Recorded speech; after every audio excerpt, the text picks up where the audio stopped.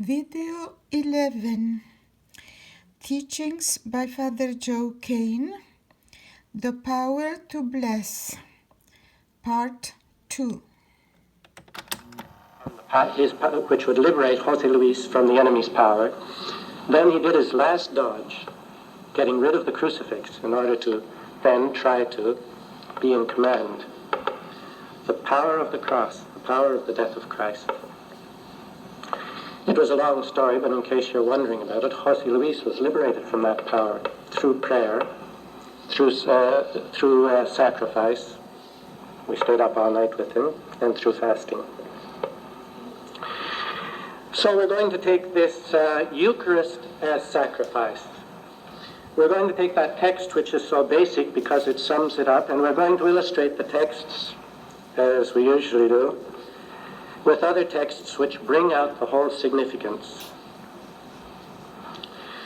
Although he was Son, he learned to obey through suffering, as we find in verses 8 and 9. But this suffering is not just any kind of suffering. If we look through the Old Testament, we find that the type of sacrifice that is pleasing to God is a sacrifice that has been ordained by God, asked for by God, a sacrifice that is presented to God with the attitudes that God himself has requested and indicated, and with the people under authority that the Lord has indicated. And so we find in Exodus, when the people were leaving Egypt and had to be purified from the effects of witchcraft and the occult and idolatry in the land of Egypt, the Lord had to purify them in a very special manner, by leading them through the desert, a 40-year desert experience, by having them suffer many hardships. They fell back into idolatry by making the golden calf. Thousands died.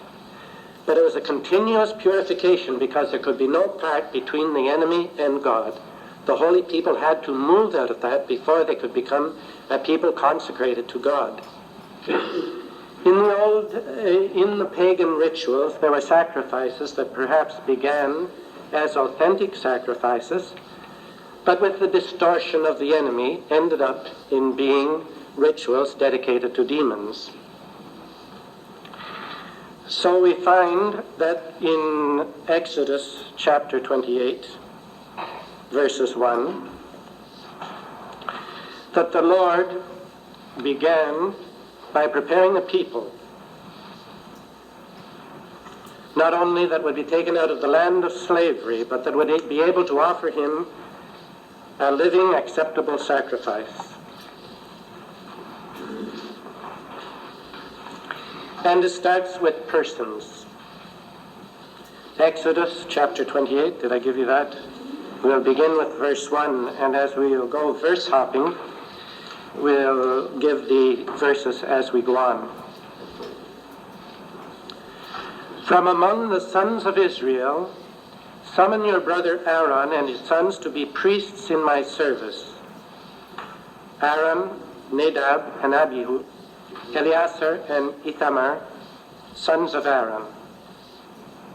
And then it goes on to the preparation of the sacred vestments. So it is interesting that the Lord, first of all, looks to the person in regard to the sacrifice, beginning with the person who offers sacrifice, and then the persons for whom the sacrifice is offered. Then it goes to the place of sacrifice. So we turn to chapter 29, verses 36 and 37, just turning the page. And the altar is consecrated, and I might say in passing, it's too long to look into all the texts, but there had to be blood offerings for the sanctification and the authorization of the priests, Aaron and his sons. Nothing was done without a sealing in the blood of the sacrifice. So now we find that the altar is consecrated. The title is The Consecration of the Altar of Holocaust. On each of the days you are also to offer a bull as a sacrifice for sin and atonement. By offering an atonement sacrifice for sin, you will take away sin from the altar, Then you must anoint it and so consecrate it. For 7 days you are to repeat the atonement sacrifice for the altar and consecrate it. So it will excel in holiness, and whatever touches it will be holy. So from the person who becomes holy and dedicated to God in order to sacrifice to God, we find that there are places that become holy through the power of the sacrament. Then it goes on to give the lists of the different things, but we finally come to the verses 38 to 42.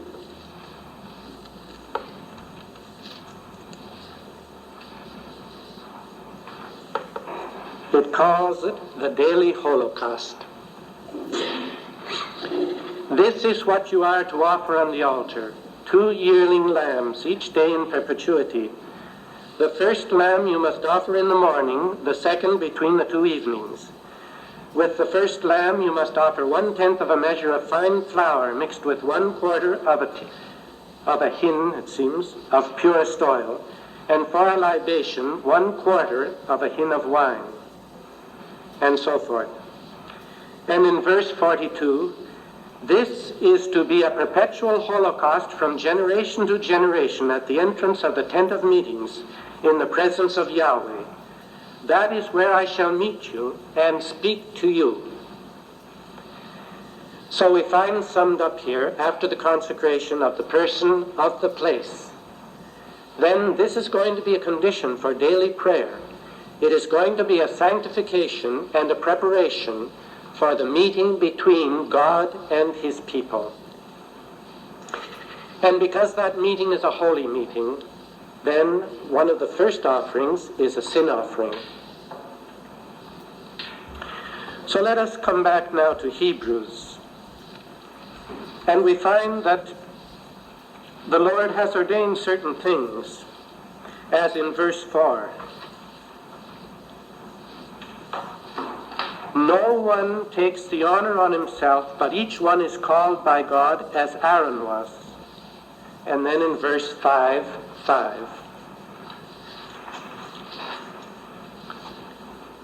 Hebrews chapter 5, verse 5. Nor did Christ. And the reason why Christ did not take it upon himself was that he was sent by God. Are you the one who is to come, or are we to look for another? And as an answer, Jesus said, go and tell John, the deaf hear, the lame walk, the blind see. And blessed is he who is not scandalized in me, that is, who can believe in me without any difficulty. And then a confirmation of this dimension of what St. Paul speaks of. You won't have to look it up because you know it well. In Luke chapter 3, verse 22, the Father says of Jesus, this is my beloved Son. He is authorized by the Father, in whom I am well pleased. And in another verse, listen to him.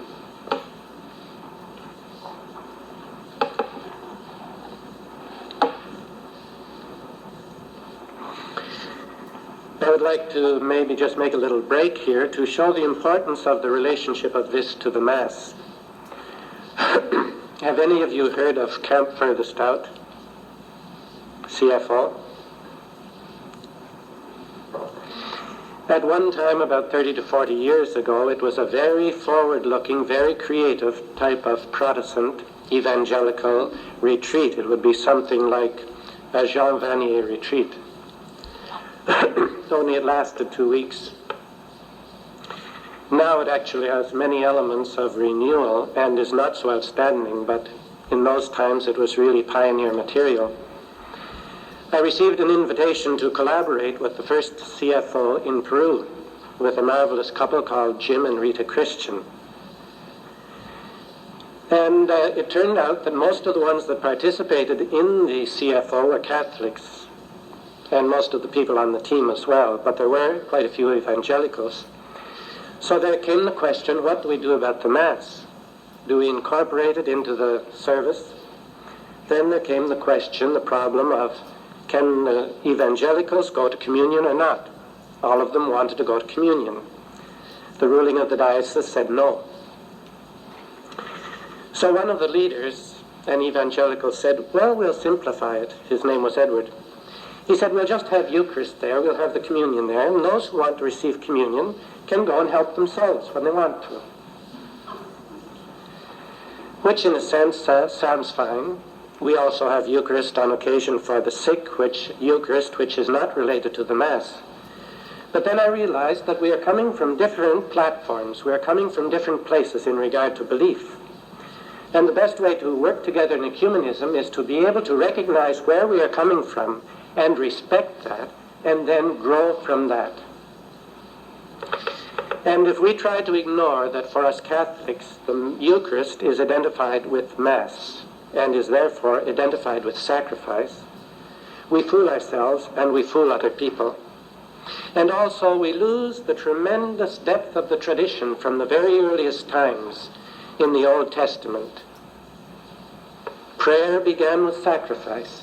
Sacrifice was related to blood. Blood was related to forgiveness. It was a manifestation that we are dependent from our very breath and in our very blood. We are dependent on the Lord, and therefore we have to offer something to show that dependency. We finally worked it out. We had Mass at a time earlier in the morning, and the Catholics were able to go to Eucharist, and those that were not Catholic were able to go to Eucharist as well, but they knew that they weren't invited to receive. It was a painful thing. I even saw people shed tears over it. But it reminded us that in order to come to unity, Christian unity, there are still some very fundamental things within our beliefs and within the richness of the Christian tradition that we need to examine and come back to.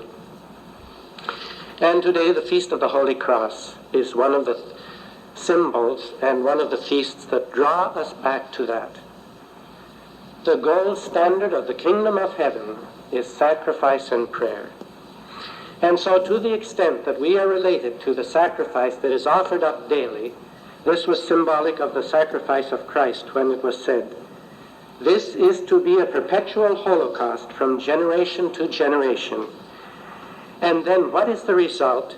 The result is a tremendous promise and prophecy.